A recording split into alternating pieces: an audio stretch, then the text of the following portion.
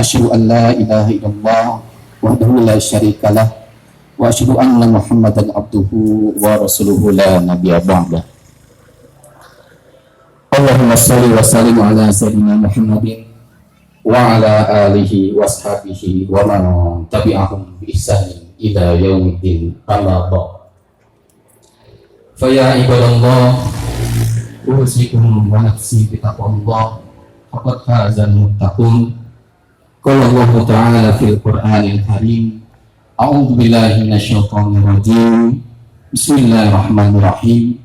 Ya ayyuhalladzina amanu taqullaha haqqa tuqatih wa la tamutunna illa wa antum muslimun.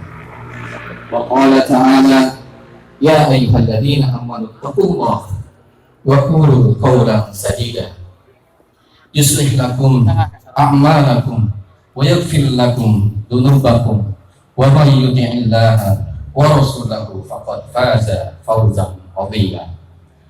Allahu akbar, Allahu akbar, Allahu akbar, walillahil hamd. Ma'asyiral muslimin jamaah salat Idul Adha rahimakumullah.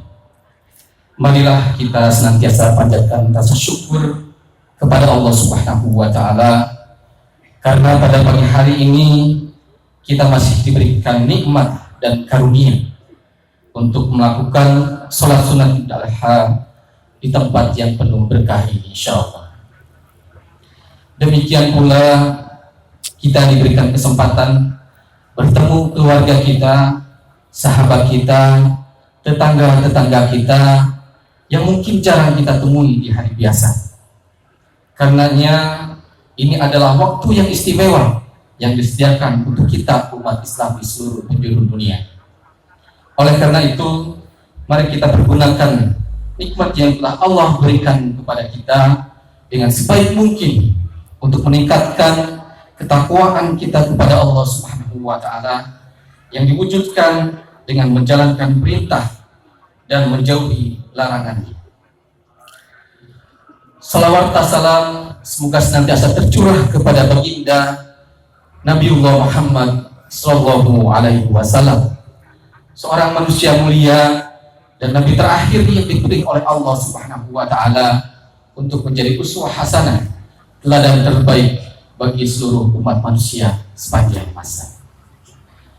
Masyaallah muslimin jamaah salat Idul Adha yang berbahagia, alhamdulillah baru saja kita rebahkan diri kita bersimpuh di depan pintu kebesaran Allah Subhanahu wa Ta'ala yang maha pengasih lagi maha penyayang. Baru saja kita mengakhiri sholat kita dengan menyebarkan salam sejahtera kepada seluruh makhluk sekitar. Dan sejak tadi malam sampai pagi hari ini kita memenuhi langit dengan suara takbir kita. Allahu akbar, Allahu akbar, Allahu akbar. La ilaha illallah wallahu akbar, Allahu akbar, walillahil hamd.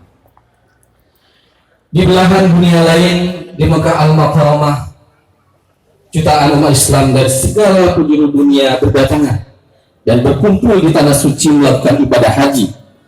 Gemuruh dan gema kaum muslimin dan muslimat yang sedang menunaikan ibadah haji menyambut panggilan ilahi dengan mengucapkan talbiyah. Labaik Allahumma labaik, labaik la syarika laka labaik, innal hamda wa ni'mata laka wal mulk la syarika lak. Masyaallah muslimin jamaah salat Idul Adha yang dimuliakan Allah Subhanahu wa Ta'ala, hari raya Idul Adha selalu saja menjadi rekonstruksi sejarah masa lampau, sejarah kehidupan figur-figur agung para kekasih Allah Subhanahu wa Ta'ala, yaitu figur Nabiullah Ibrahim alaihissalam, figur anak yang hebat Nabi Ismail alaihissalam, dan figur sang ibu yang luar biasa Siti Hajar. Prosesi yang haru biru sejarah umat manusia adalah penyembelihan Nabiullah Ismail alaihissalam yang dilakukan oleh ayahnya yang tercinta Nabi Ibrahim alaihissalam, yang kemudian akhirnya diganti oleh Allah Subhanahu wa Ta'ala oleh seekor. Selain sebagai bentuk kepatuhan pada perintah Allah Subhanahu wa Ta'ala, ibadah kurban adalah merupakan bentuk solidaritas atas sesama yang tercecer dari mobilitas sosial untuk mereka, yakni orang-orang fakir dan miskin. Apalagi di tengah kondisi perekonomian yang lesu negara kita imbas COVID-19 yang menyebabkan makin sulitnya kehidupan saudara-saudara kita, maka adalah kewajiban kita untuk membantunya. Nabi Muhammad SAW sangat mengucap keras orang yang berkurban, karena dalam Islam ibadah kurban bukan hanya ritual persembahan untuk meningkatkan spiritualitas seseorang, atau juga bukan tontonan kesalihan orang kaya semata. Namun lebih daripada itu, kurban adalah dalam rangka memperkuat kepekaan sosial, menyantuni fakir miskin, dan membuat gembira orang yang berkorban, orang yang berkurban. Kurban mencerminkan bahwa seseorang hanya dapat berkorban kepada Allah Subhanahu wa Ta'ala bila ia sebelumnya telah dekat dengan saudara-saudaranya yang beriman. Ibadah kurban merupakan salah satu ibadah penting dalam ajaran Islam. Ibadah ini memiliki fondasi kuat dan memiliki akar sejarah panjang dalam tradisi Rasulullah. Ajaran kurban dan prakteknya telah ditunjukkan secara sinergis oleh para nabi dan rasul hingga Nabi Muhammad Sallallahu Alaihi Wasallam. Nabi Ibrahim Alaihissalam dikenal sebagai pelaku pertama ibadah ini. Peristiwa penyembelihan yang dilakukan Nabi Ibrahim Alaihissalam terhadap anaknya Nabi Ismail Alaihissalam merupakan dasar bagi adanya ibadah kurban. Nabi Ibrahim Alaihissalam dengan penuh iman dan keikhlasan bersedia untuk menyembelih anak kesayangannya Nabi Ismail Alaihissalam hanya semata-mata untuk memenuhi perintah Allah Subhanahu wa Ta'ala. Peristiwa yang mengharukan ini dilukiskan dengan indah oleh Allah Subhanahu wa Ta'ala dalam Al-Qur'an surat As-Saff ayat 102. A'udzu billahi minasyaitonir rajim. Falamma balagha ma'as-sa'ya qala ya bunayya inni ara fil manami inni asbahuka fanzur madza tara. Qala ya abati al-matu an-nar satajiduni insyaallah minas sabirin.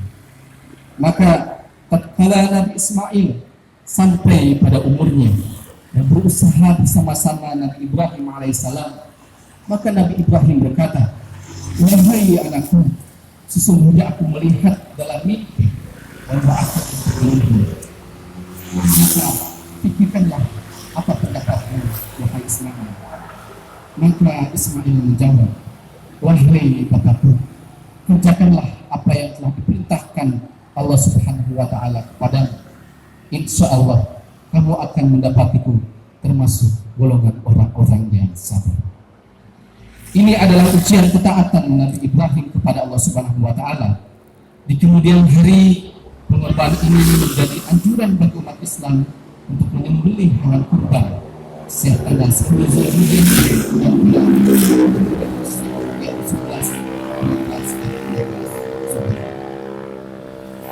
Deskripsi historis ini menggambarkan bahwa keteguhan hati, keyakinan akan kebenaran perintah Allah Subhanahu wa Ta'ala, keikhlasan, ketaatan, dan kesabaran adalah esensi yang melekat dari ibadah kurban.